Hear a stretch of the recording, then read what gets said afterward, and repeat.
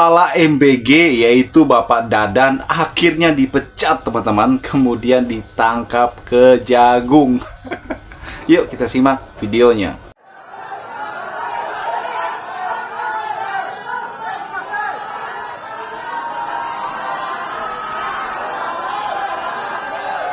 Satu unsur penting dalam good governance adalah bagaimana korupsi bisa dihilangkan, pemberantasan korupsi dituntaskan, dan itu mulai dari mana komitmennya harus tinggi dari paling puncak sampai ke bawah. Korupsi minimal 3, korupsi karena kebutuhan, korupsi karena keserakahan, dan korupsi karena sistem. Korupsi karena kebutuhan biasanya gajinya cukup hidup 15 hari, 15 hari berikutnya tidak cukup. Ini harus cari solusi. Sampai kapanpun akan muncul ini korupsi karena kebutuhan. Kenapa? Karena gajinya hanya cukup untuk hidup 15 hari. Terus 15 hari berikutnya apa? Ini solusi. Sistem remunerasi yang diperbaiki. Yang kedua, keserakahan. Keserakahan ini tidak ada batasnya, infinite. Namanya juga greed. Jadi kalau pertama itu need, yang kedua greed, itu nggak ada batasnya. Di mana kita mencegah greed ini untuk tumbuh? Rasa takut menghentikan keserakahan. Ketika ada hukuman yang menjerakan, maka hukuman menjerakan itu akan bisa meredam greed dan itu menjadi rasa takut. Tapi kalau hukuman tidak menjerakan, maka keserakahan akan mencari jalannya. Apa hukuman paling menjerakan dalam praktek korupsi? Dimiskinkan, diambil hartanya, disita hartanya, karena itu yang paling ditakuti oleh semua koruptor. Itu yang paling ditakuti semua koruptor. Yang paling ditakuti itu kehilangan hartanya. Pemiskinan ini harus, dan inilah yang harus menjadi pegangan bagi kita semua. Kami lihat yang ketiga adalah sistem. Ada kasus-kasus di mana terjebak karena sistem aturan yang ada. Ini koreksinya pada sistem. Jadi membereskan soal korupsi, kami melihat ada 3 akar yang harus dibereskan di situ. Tidak hanya soal penangkapan, tidak hanya soal kalimat pencegahan, tapi akar masalahnya, need, greed, sama sistem. Halo teman-teman, jumpa bersama saya di Kacamata Dangi. Yang belum subscribe ya, karena ini channel baru teman-teman. Oke teman-teman, bukan beberapa hari ya, kemarin tepatnya ya, malam-malam ya, Prabowo itu memecat Dadan Indrayana, kepala MBG ataupun kepala BGN teman-teman, Badan Gizi Nasional, dan dipecat juga 2 wakilnya ya. Dan setelah dipecat, selang beberapa jam teman-teman ya, kantor BGN itu digeledah oleh Kejagung. Dan setelah itu bagaimana Dadan dan 2 wakilnya akhirnya ditangkap Kejagung dengan berbagai dugaan korupsi.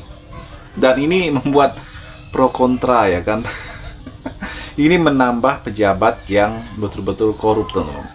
Kita tahu bahwa bagaimana beberapa bulan terakhir ini sangat viral sekali ya tentang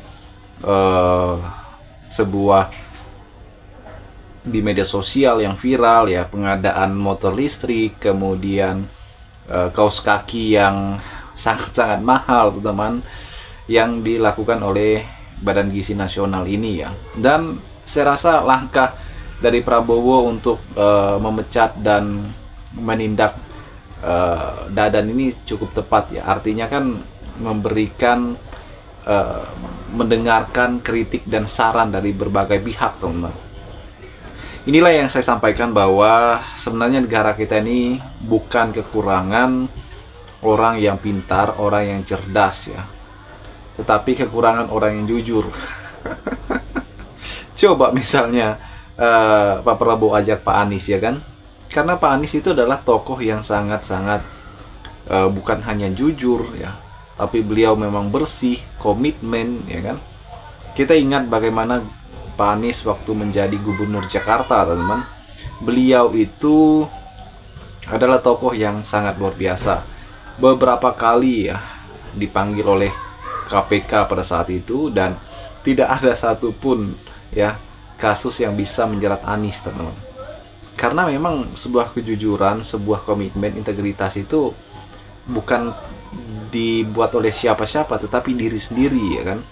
Inilah yang saya katakan bahwa jangan ragu untuk mendukung Pak Anies ya kan.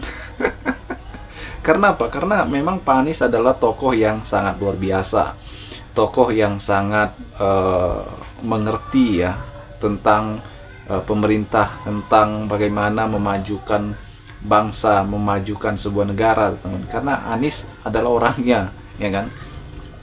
inilah yang saya rasa bahwa sebenarnya jika ya orang-orang jujur ini bersatu, orang jujur ini mendapat kesempatan teman-teman untuk memimpin ya, untuk memajukan bangsa dan negara, saya yakin bangsa kita akan maju ya kan. Cuman kan kesempatan yang nggak ada teman-teman, kesempatan yang kemudian lebih banyak kepada mereka-mereka yang berteman ya kan, orang dekat dan sebagainya. Terlebih dari itu bahwa bagaimana Anies Baswedan ya, kalau kita lihat tokoh yang betul-betul memperjuangkan hak rakyat ya, menjaga integritas, menjaga komitmennya dan sebagainya teman-teman. Dan saya rasa bahwa inilah modal yang Anies punya ya untuk kedepannya ya sebagai pemimpin masa depan Indonesia. Bagaimana menurut kalian? Kita diskusi di kolom komentar.